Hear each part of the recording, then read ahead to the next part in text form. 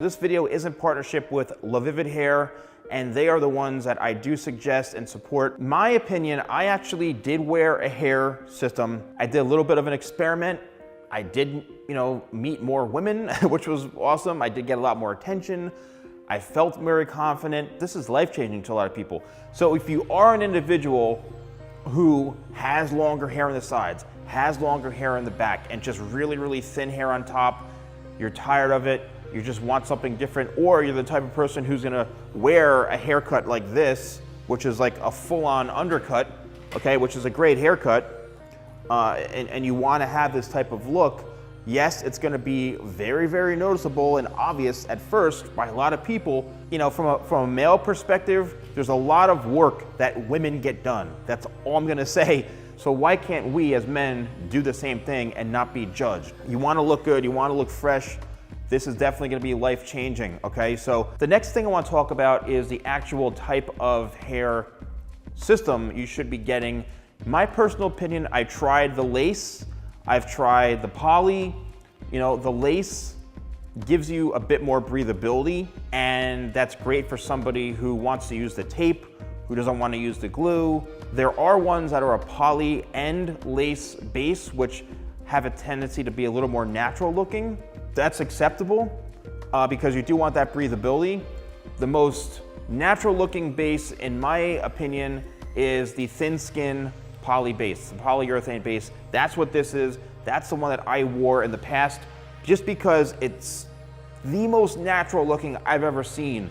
And the way it's stitched in by hand, there's all these techniques and methods, advantages to using that because they put so much work into crafting each one of these, strand by strand. So it's gonna be the most natural looking, the least dense. The difference is though, the poly base has no breathability and there tends to get buildup much quicker underneath it, whether it's sweat or actually it's probably just all sweat. Just being honest because I want everybody to know what it's like.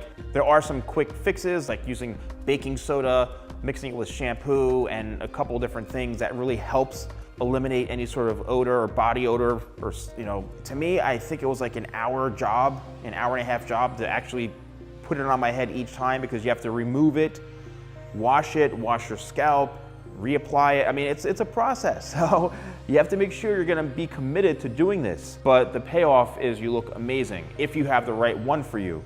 And then the next thing is, what's the best haircut? Let's take this for example. This is an amazing looking hairline. When I cut my hairlines, the way I do it is I just cut off the excess skin or the base that's right in front of where the hair starts. That is the most natural technique and natural method of getting a hairline to look like this. Instead of outlining your base, starting it right in the middle here and cutting off all this, because you're just gonna get a solid line, a very solid, thick line from the base, and you don't want that. That's what makes it look unnatural when you just have something straight across, whereas this literally looks like it's growing right from the head.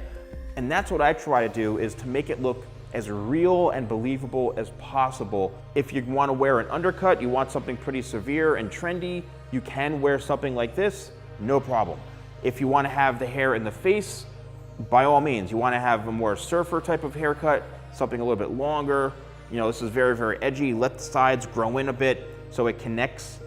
That's awesome too. You can also have a disconnected haircut with hair underneath and just keeping it shorter. Then you can have the, traditional type of haircut where a side part, or you want it super, super short and you're gonna have it kind of spiked up and a little more messy and textured. It all depends on you and how you're gonna maintain it.